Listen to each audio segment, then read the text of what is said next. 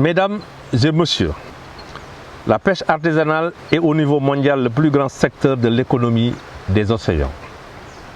Des millions d'hommes, de femmes, de jeunes vivent de la pêche artisanale. Chaque jour, au prix de grandes difficultés, leur travail permet de nourrir des centaines de millions de personnes. Et cela même durant la crise du Covid.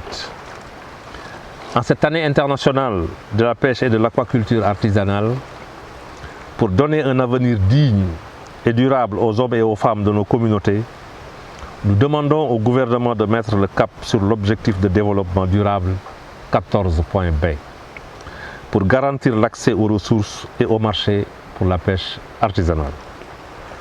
Alors que les Nations Unies se réunissent dans quelques jours pour la conférence sur les océans, des organisations de pêche artisanale d'Asie, d'Afrique, du Pacifique, d'Europe, d'Amérique du Sud et centrale se sont unis pour se faire entendre ensemble. Nous appelons les gouvernements à donner à la pêche artisanale la place centrale qui lui revient dans les politiques publiques d'exploitation, de conservation des océans. Nous nous sommes accordés sur 5 priorités que je vais avoir le plaisir de vous présenter avec mes collègues. Tout d'abord, pour garantir l'accès de nos pêcheurs aux ressources, il est important que nous ayons des droits exclusifs et protégés d'accès à la zone côtière. Pour en assurer une gestion durable qui bénéficie aux communautés, nous demandons que 100% de ces zones côtières soient mises en cogestion. Pour que la cogestion fonctionne, il y a plusieurs conditions. Tout d'abord, ces zones doivent être fermées à la pêche industrielle. Dans beaucoup de pays africains, nos pêcheurs doivent faire face en mer à des bateaux de pêche industriels d'origine asiatique, russe ou européenne qui pêchent les mêmes ressources dans les mêmes zones. Souvent, les bénéficiaires de ces pays se cachent derrière le pavillon d'un État côtier africain. On ne parle pas d'ici de pêche illicite. La plupart du temps, ces bateaux disposent d'une licence donnée par nos gouvernements et ils s'en servent pour détruire nos ressources et nos moyens d'existence alors que nos autorités ferment les yeux. Ensuite, il est important que nos gouvernements garantissent qu'ils ne prendront pas de décision par rapport à toute nouvelle utilisation ou activité océanique, y compris pour la mise en place d'aires marines protégées, sans notre consentement. Libre, préalable et éclairé, nous ne voulons pas que des aires marines protégées soient décrétées sans consultation et empêchent du jour au lendemain des communautés de pêche de poursuivre leur activité ancestrale.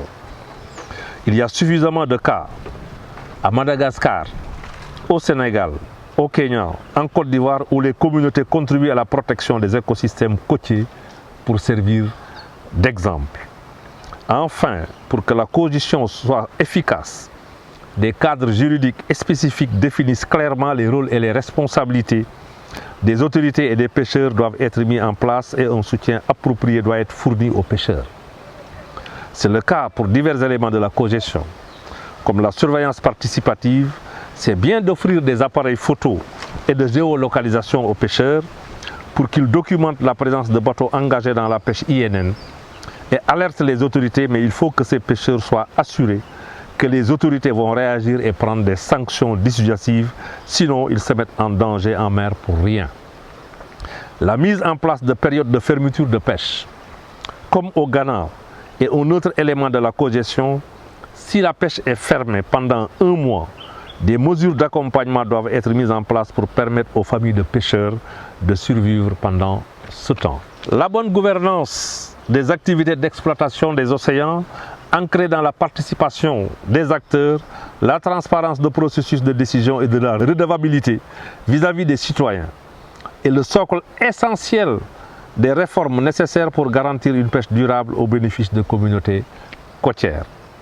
Mais si la bonne gouvernance est essentielle pour la pêche, cela est vrai aussi pour les autres activités d'exploitation des océans, comme l'exploitation de pétrole et de gaz, l'extraction de minerais, le tourisme côtier. Nous ne vous cachons pas que nous sommes inquiets aujourd'hui de la marginalisation de la pêche et de la pêche artisanale en particulier au sein des stratégies d'économie bleue, de nos pays.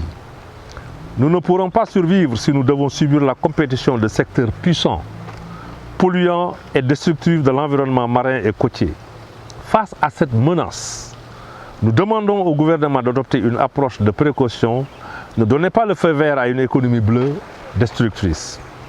Nous demandons au gouvernement de développer dans la plus grande transparence et avec la participation des communautés côtières affectées, des évaluations indépendantes des impacts sociaux et environnementaux. Nous souhaitons également la mise en place de mécanismes de consultation d'une manière qui permette une participation informée et active des communautés et de mécanismes de résolution des conflits entre les utilisateurs des espaces maritimes. Enfin, trop souvent nous voyons que des communautés affectées par des projets d'exploitation pétrolière ou gazière par exemple, n'obtiennent jamais de réparation des torts causés. Cela doit changer. Et les gouvernements doivent, dès le départ, mettre en place des mécanismes judiciaires et administratifs pour la réparation de ces torts causés.